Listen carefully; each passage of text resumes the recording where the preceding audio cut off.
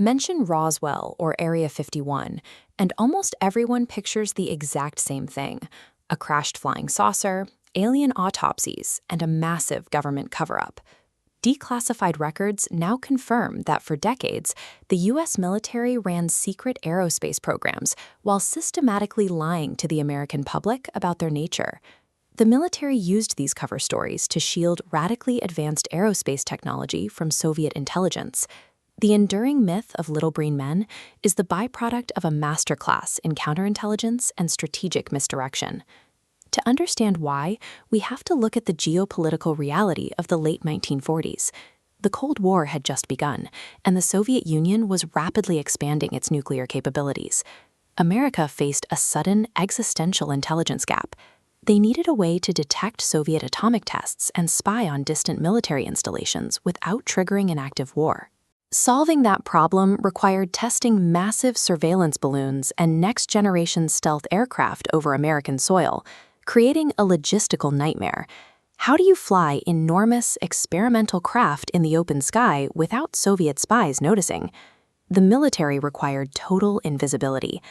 When civilians inevitably stumbled across classified hardware, officials were forced to improvise cover stories that quickly spiraled out of their control. The spark for the modern alien mythos started with a highly classified operation called Project Mogul in 1947. This diagram shows exactly how Project Mogul worked. The military deployed long chains of high-altitude balloons equipped with low-frequency acoustic microphones. These balloons floated into the upper atmosphere to listen for the distant, low-rumbling sound waves generated by Soviet nuclear detonations. In July, a balloon array crashed in Roswell. The recovered foil, balsa wood, and tape were mundane components of radar targets. The military panicked.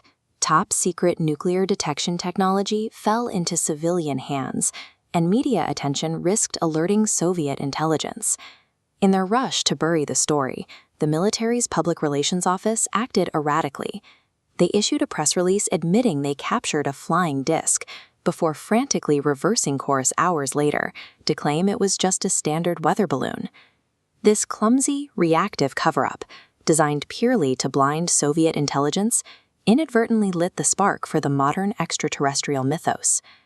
The hysteria accelerated in 1955 when the CIA and Lockheed Skunk Works established a classified facility on a remote Nevada salt flat at Groom Lake, a site famously known as Area 51. The base served as a testing ground for experimental, radically advanced spy planes, including the high-altitude U-2 and the supersonic SR-71 Blackbird. 1950s airliners cruised at 20,000 feet, while new spy planes operated above 60,000 feet. In the stratosphere, their metal surfaces reflected the sun after the ground went dark. To pilots below, these reflections looked exactly like otherworldly crafts. Almost immediately, control towers across the United States were flooded with reports of unidentified flying objects. The pilots were observing classified aerodynamic physics they simply did not have the security clearance to understand.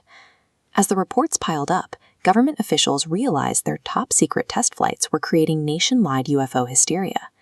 Rather than debunking the reports, the intelligence community deployed a strategy of weaponized ambiguity. They deliberately let the alien rumors spread. The media's obsession with little green men provided a loud, distracting smokescreen. Every front-page article about a crashed saucer successfully hid America's stealth reconnaissance programs from Soviet interest. By leaning into the absurdity of an alien invasion, the government successfully hid their most lethal aerospace assets in plain sight. The fictional lore of crashed saucers and underground alien autopsies remains permanently etched into global pop culture. The reality of human engineering during the Cold War involved Mach 3 stealth planes that touched the edge of space, pushing the boundaries of what materials and pilots could physically endure. These engineering marvels gave the United States the critical intelligence advantage needed to navigate the Cold War safely. Effective secrecy often involves offering the public an entertaining lie to prevent them from looking for the truth. The intelligence community successfully weaponized the public's own science fiction fantasies, transforming alien myths into an impenetrable national security shield.